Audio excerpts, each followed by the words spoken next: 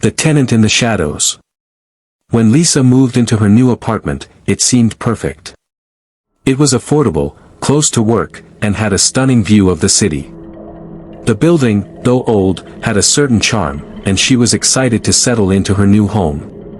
But from the moment she moved into apartment 6C, strange things began to happen. It started small, items going missing and showing up in odd places. Keys that she left on the kitchen counter would later be found in the bathroom. Lights would flicker in the hallway outside her apartment, and the air always felt colder near the door. She chalked it up to the quirks of an old building. A few nights later, she woke up to the sound of footsteps above her. She knew the apartment directly above hers was vacant, so the noise struck her as odd. The footsteps were slow, deliberate, as if someone was pacing. She tried to ignore it, but every night, at exactly 2 a.m., the footsteps would start again.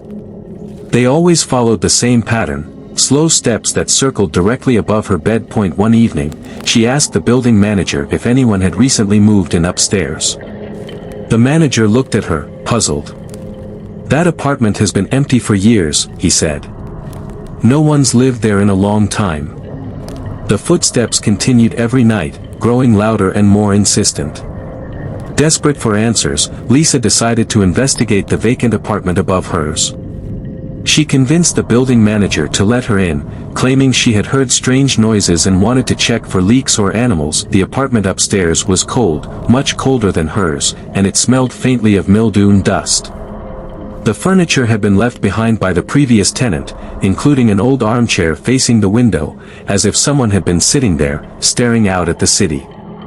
But something was off. The room felt occupied. As Lisa looked around, she noticed a strange indentation in the dust on the floor, as though someone had been pacing back and forth, following the exact pattern of the footsteps she heard every night. Suddenly, a sharp, cold draft swept through the room, and Lisa felt the unmistakable sensation of being watched.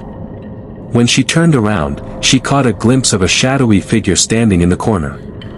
It was barely there, just a faint outline, but enough to send a chill down her spine. She ran out of the apartment and didn't return until the next day. When she did, she spoke to an elderly neighbor who had lived in the building for decades. The neighbor told her that the tenant who had lived in the apartment above hers had vanished mysteriously years ago. People claimed he never left the building. Some even said he still wandered the halls at night, searching for something, or someone. From that night on, the footsteps grew louder, now not just above her, but also outside her door. Every night, at 2 a.m., Lisa could hear the slow, deliberate steps in the hallway. The door handle to her apartment would rattle, as if someone was trying to get in. One night, she woke up to find the shadowy figure standing at the foot of her bed, watching her silently. She screamed, but when she turned on the light, it vanished.